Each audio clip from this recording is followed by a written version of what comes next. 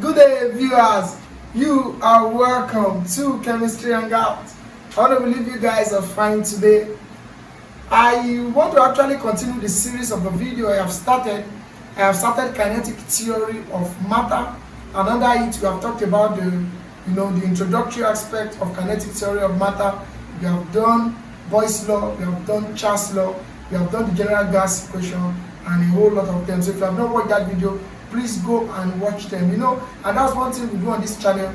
We try to take us through the journey of a particular topic, so that we don't just take it from the middle, or take it from the end and we'll be finding it confusing. Okay, so try to take them from the scratch, then build intensity and tenacity, then we'll be able to understand. So I've done that. I've done Charles' law, I've done Boyle's law, I've done the general gas equation. If you have not seen this video, go and see them so that you can move with us. So today I want to do another interesting law under the kinetic theory of matter, which I refer to as the Graham's law of diffusion. The Graham's law of diffusion.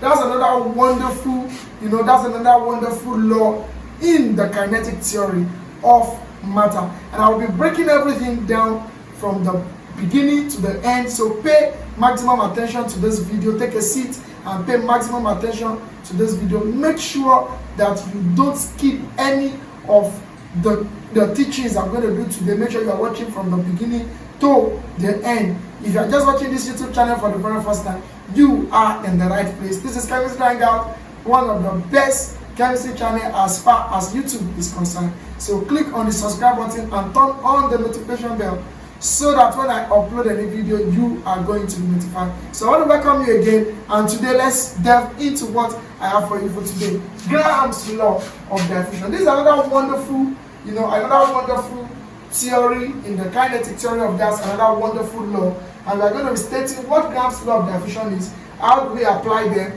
how do we solve questions on Graham's law of diffusion. That's what we are going to be doing today. So Graham's law of diffusion. What's Graham's law of diffusion? Let's quickly get into business. What's Graham's law of diffusion? Graham's law of diffusion. Graham's law of diffusion states that the rate of diffusion, of a gas is inversely proportional to the square root of its density. Okay, so Graham's law states that the rate of diffusion of a gas is inversely proportional to the square root of its density. If we want to state that mathematically, how can we state that mathematically? Let's see the mathematical representation.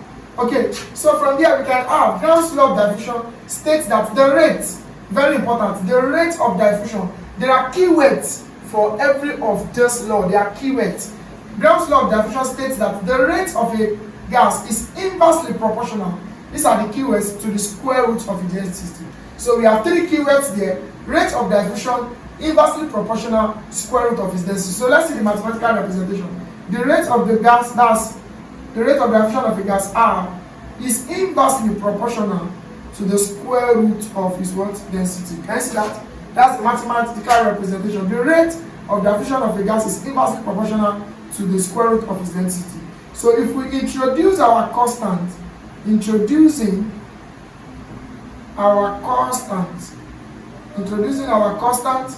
we have R is equal to K times 1 over square root of D. I hope we are together. So from here, our R is going to be K over square root of D. Are we together now? So if we make K the subject of formula, then we are going to have our R, make K, we are going to have our R square root our D. Are we together now? So if we are comparing two gases,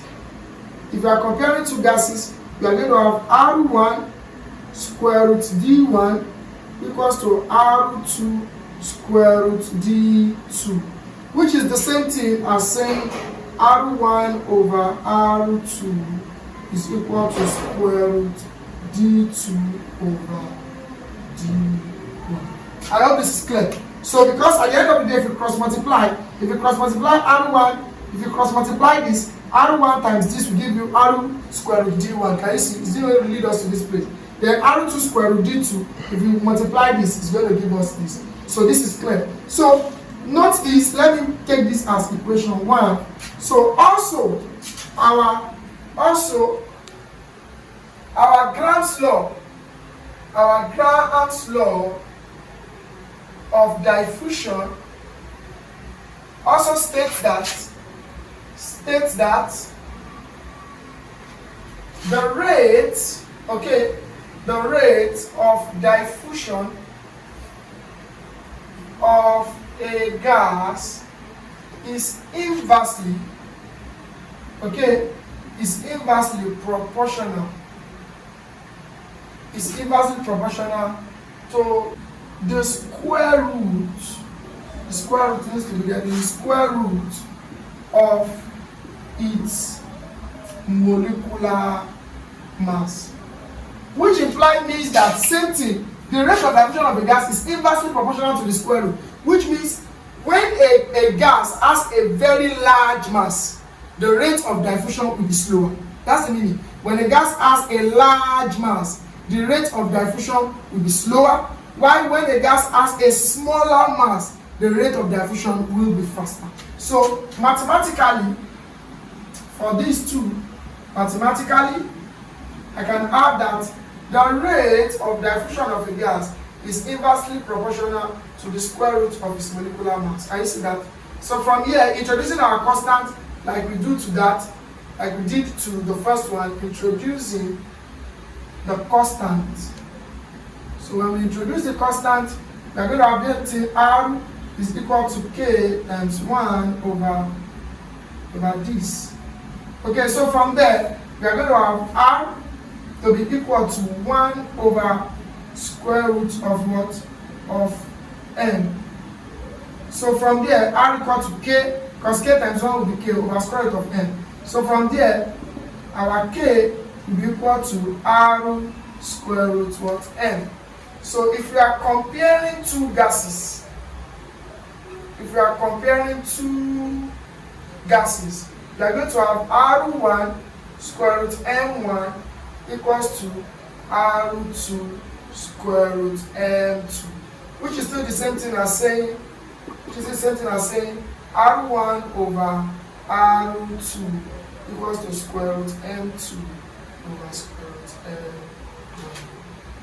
I hope this is clear, because at the end of the day, if you cross multiply this, you are going to have r1 square root m1, which is this. Then if you cross multiply this, you are going to have this. So note that. Let me put this as equation 2. Also, our rate of diffusion of a gas is inversely proportional. It's inversely proportional to what? To time. Okay, so from there, mathematically for these two, we are going to have R is inversely proportional to 1 over T, right?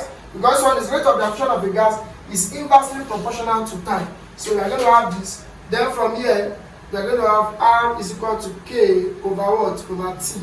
Are we together now? So our K is equal to R what? RT. So if we are comparing two gases, we are going to have R1 T1 to be equal to R2 T2, which is the same thing as saying R1 over R2 is equal to T2 over T1 equation 3. I want to believe this is clear. So from here, the mathematical representation, very, very clear. Then from here again, the mathematical representation, then we arrive at this. Then we now arrive at what? At this. I want to believe this is very clear. Now look at this. Look at this. Very, very important. Look at this now. If you check the three equations, equation 1, equation 2, and equation 3, if you check it, something is common here. And what is common? R1 over R2.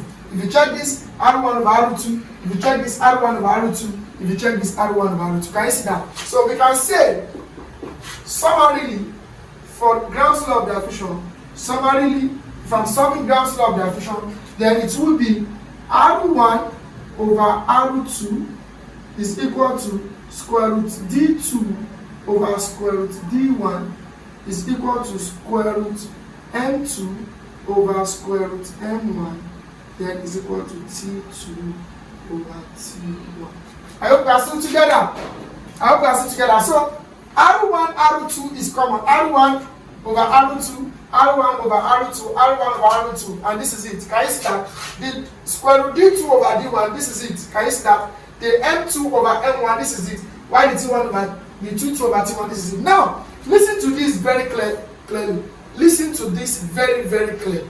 Now, when you are solving questions on Gram's law of diffusion, which I'm going to do now, when you are solving questions on Gram's law of diffusion, you cannot use the 4. You only relate 2 of the parameters. Meaning in the question, they might have given you rate and the density, then you just use R1 over R2 equals to D2 over D1. Can you see? If in the question, what you saw in the question is your molecular mass and your time. In the question, read the question. What you saw is molecular mass and your time. That means you are just going to relate square root M2 over M1 is equal to T2 over T1. So you are not to use the 4 formula at once. No. You read the question, the parameters given in the question is what you will now use to get the parameters. Then you now know which of these to compare, then you now get the answer. So I'm going to solve some questions now, but take note of this. Very, very important. Take note of this. I'm going to wrap this off. If you want to write this, please take your time to actually write this. Very, very important. If you want to write it, take your time to write this. Then I will now show you how to actually use this formula to solve Gram's law. So I'm going to solve around 3 or 4 questions and I'll be done so that you can try other ones yourself. But as far as Gram's law of diffusion is concerned, this is what it is. This is the first definition. But let me quickly say this too. If you are acting an exam, you know, because some students will be like, if I'm doing WAEC and I'm asked to state Gram's law of diffusion, if you state this, you are correct because the general one is this. So most times in exam when they say state Gram's law of diffusion, students used to state this. But there is a relationship between rate and molecular mass too. And there is a relationship between rate of diffusion and time too. But if you state this in an exam and you just give them this, they are going to they will mark it for you. But if you are going for questions, you want to solve questions on Gram's law of diffusion, most times they might not even give you the rate and density. You will see when I begin to solve questions now. Okay, that's clear. So understand this 4 comparison, then you can now pick 2 out of these 4 comparison and you can now compare those 2 together to be able to solve it. So I'm going to wrap up this place. I will wrap up this place, then write the question I want to solve. Then you can now use this very particular, illustration and comparison to actually solve it. So stay tuned while I wrap up this place and give us questions. Okay, so you're welcome back. You're welcome back, guys. So I have to wrap up the board as I've said so that I can have some questions for them. Show us the application of the formulas I derived. Then we can now know how to use that formula to solve questions. So let me just bring back that formula. Very important. So we got R1 over R2 equals square root D2 over square root D1 equals square root M2 over M1. Then we now have T2 over T1. This was the formula we arrived at when we actually finished solving those laws. Now, I want to show us how we apply this. I was explaining earlier, I said we can now apply the 4. You are just doing comparison. So there are 3 questions here now. Then I will now show you how you can apply all this in answering questions on Gram's law of diffusion. Guys, the Gram's law of diffusion is very easy. You are sitting for JAMB, you are going to get that question. Very sure. If you are sitting for JAMB, Gram's law of diffusion is a familiar question you might be texted on. If you are writing WAEC 2, all these laws are laws that are very, very, very important in chemistry. So let's see how to apply. Let's see the first question. If 300 centimeter cube of hydrogen diffused through a porous pot in 50 seconds, okay, how long will it take 500 centimeter cube of oxygen to diffuse through the same port. Get the question well. If you look at this 300 centimeter cube of hydrogen, then you have 500 centimeter cube of oxygen. Now, there is no way we can compare their diffusion because their volume is different. Look at that. For us to be able to equate it, we have to bring the same volume of hydrogen to oxygen for us to be able to get an headway. It's just like they said, you are running 100-meter race and I'm running 200-meter race. Do you understand that? We have the same weight, we have the same everything, we have the same size. And I'm running 200 meters, you're running 100 meters. The probability that you're going to get there before me is high because my distance is longer. So if they want us to be on the same plane, it has to be 100 meters to 100 meters. I don't know if you're getting that. So if you look at this now, if 300 centimeter cube of hydrogen diffuse through a porous spot in 50 seconds, how long? When you hear the word how long, that is time, right?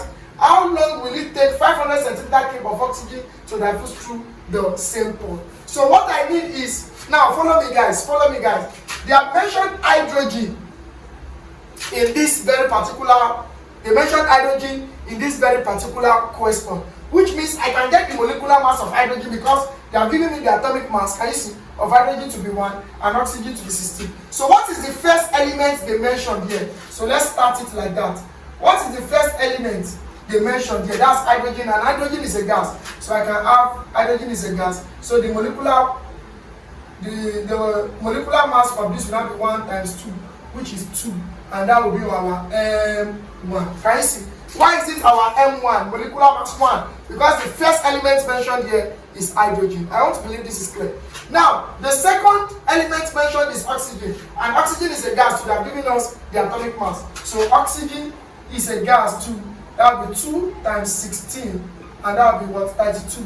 And that will serve as our M2. Can you see that now? So we have our M1 and our M2. Now, if you look at this, we have time 50 seconds. Okay, we have time 50 seconds. So I can say, if 300 centimeter cube of hydrogen diffuse in 50 seconds, how long will it take 500 centimeter cube of hydrogen? So I need to know the 500 centimeter cube of hydrogen. I need to know the time it will diffuse, so that will be my what? That will now be my T1. Then I can now look for the time that oxygen of the same 500 will diffuse. I don't know if you are getting that. Let me come again. Now, if you look at this, how long will it take 500 centimeter cube of oxygen? That's what we are looking for. But I must know the time taken for 500 of hydrogen because I already know for 300. For 300 is 50 seconds. So I want to know the time taken for 500 centimeter cube of hydrogen to diffuse. That will now be T1, and I can now calculate for the time taken for oxygen to diffuse. So I can now say from here that if 300 centimeter cube of hydrogen diffuse in how many words? In 50 seconds, 500 centimeter cube of hydrogen will be what? Will be here. Can you see that now? So I have to equate 500 because I'm looking for the time taken for 500 of oxygen to diffuse. So I must get the time taken for 500 of hydrogen to diffuse first. So from here I can cross multiply. Then I will have x to be equal to 500 times 50 over 300. I want to believe we are still together. So from there we have x equals to, let me use my calculator. Permit me to get my calculator. Then I have 500 times 50 divide 300. And that's 83.3. So that's 83.3 seconds. Can you see that now? So 300 centimeter cube of hydrogen diffuse in 50 seconds. Can you see? 500 of hydrogen will diffuse in 83 seconds. So if 500 of this diffuse in 83.3 seconds, I can now look for 500 of what? Of oxygen too. So this one will now be my what? T1. Can you see that now? Now look at it now. Hydrogen, 500 of hydrogen diffuses in what? In 83 seconds. Can you see? So I'm looking for what? For oxygen now. What will be the time for oxygen? That will now be my what? Oxygen, T2, that I don't know. So what are we relating now? We already have our M1 and M2, then we already have our T1 and T2. So in the formula now, let's go back. Look at the formula. So what are we relating? We are relating just these two. We leave other ones. I want to believe this is clear. So we are relating just these two, we leave other ones. So we come with this formula to say m2 over square root m2 over square root m1 is equal to what? T2 over T1.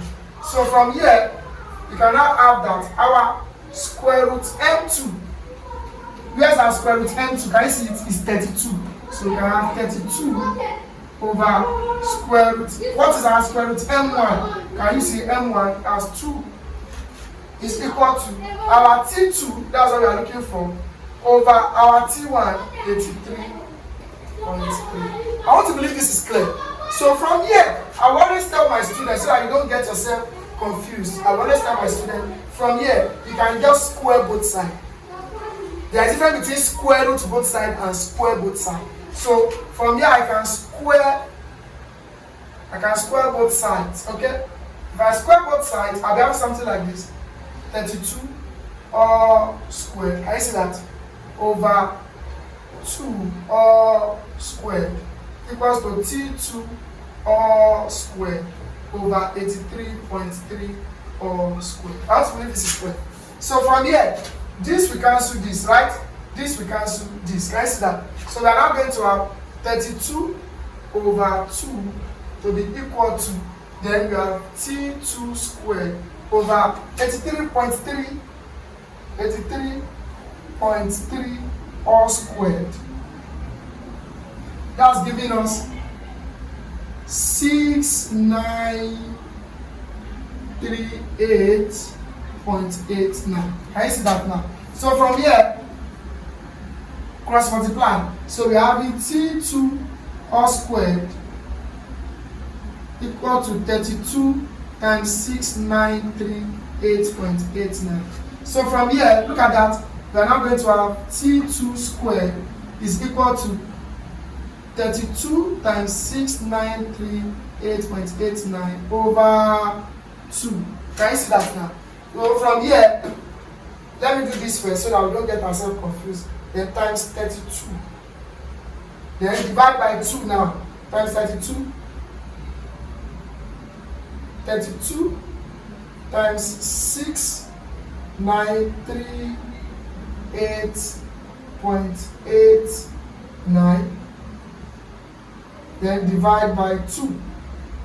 That's giving us T2 is equal to T2 squared is equal to 111,022.24. Then from here, you can now square root both sides. That's 1.11102.24.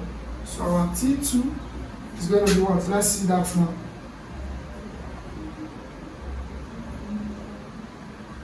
And that is 333.2 seconds.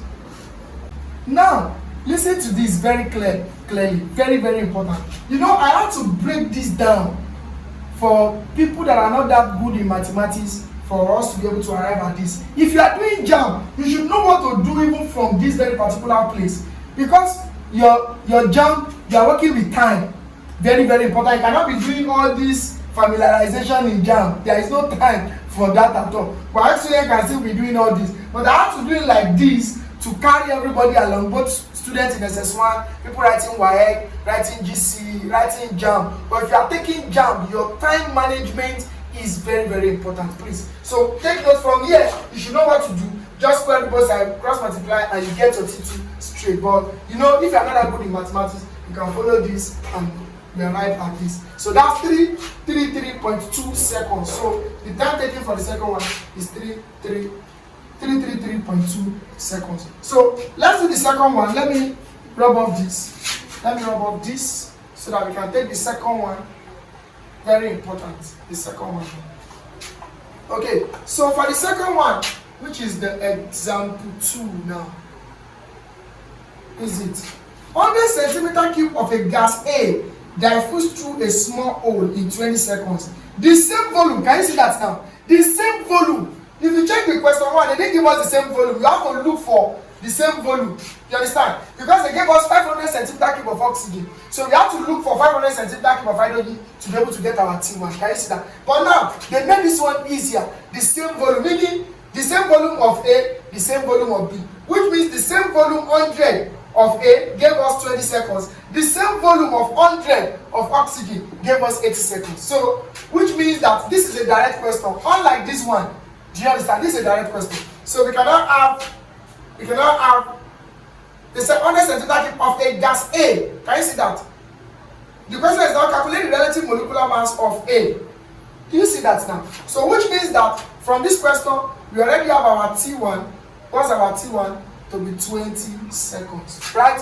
Our molecular mass 1, the molecular mass of the first one, that's even what they asked us to calculate, molecular mass of A. And why is it the M1? Please, the way you read the question is the way you get the parameters. If you look at it, they say 100 centimeter cube of a gas A. So the gas they mentioned here first is A. So that's why it will always be number 1. So, which means I don't know this, which is my M1. Now let's move further. The same volume of oxygen, they mentioned oxygen, they make this easier, they gave us this, which means that my M2 oxygen, that will be 60. Oxygen is a gas, I'm giving us 60, that will be times 2, and that will be 32. Can we see that now? Why the T2? The T2 is given already, can you see? That will be 80 seconds. So what are we relating? Same thing. We are relating this to what? To this. So we can quickly do that and say square root M2 over square root M1 equals to what? T2 over T1. I want to believe this is clear. So from there, we have square root M2, that's 32, over square root M1, that's what we are looking for. Can you see that now? Equals to T2. Our T2 is 80 over our T1 is 20. I will not waste time like this. You should understand the process from here. Now look at this. From here. So what do we do from here now? I'll just do something like this. Do you see that? Okay. So if I do something like this now, this becomes 32 over, this becomes my M1. Then this becomes 80 times 80 times 80. That will give us 6,400 over 20 times 20. That will give us 400. Can you see this is clearer? So from there, cross multiply. Then our M1 will be equal to 32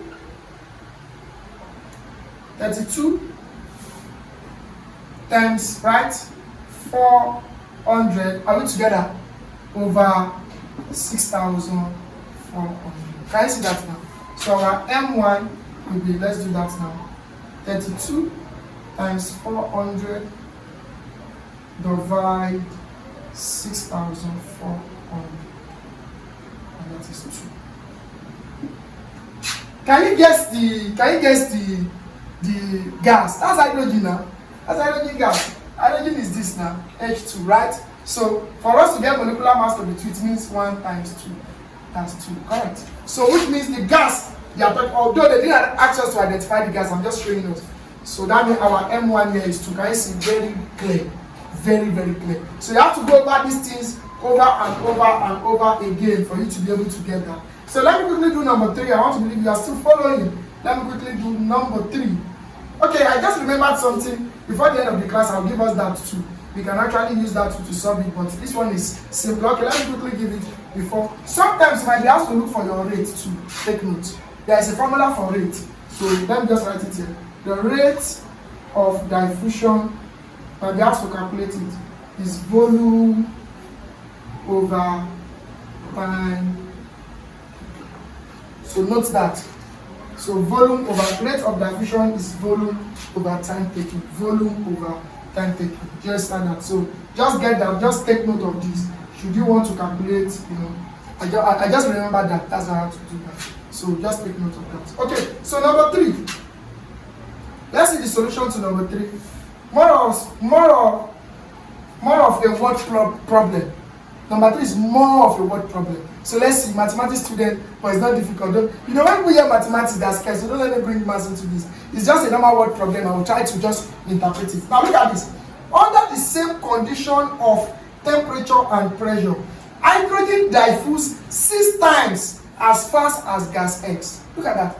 Hydrogen diffuse 6 times, which means if hydrogen has diffused 6 times, gas S will diffuse once. Which means if hydrogen diffuse 12 times, gas S will diffuse twice. Do you understand? So it's just like I'm running 6 times as fast as you. Meaning if you have run just 1 meter, I ran 6 meters. That's just the meaning. That's the interpretation there. So what's the meaning of that? Under the same condition of temperature and pressure, hydrogen, look at the first thing they make mention, hydrogen. So you can calculate the molecular mass of hydrogen from this they are giving us. When they give you the atomic masses, you can calculate your relative molecular mass from it. So which means our M1 here, hydrogen is a gas. They are giving us one, that will be 1 times 2, and that will be 2. I hope this is clear.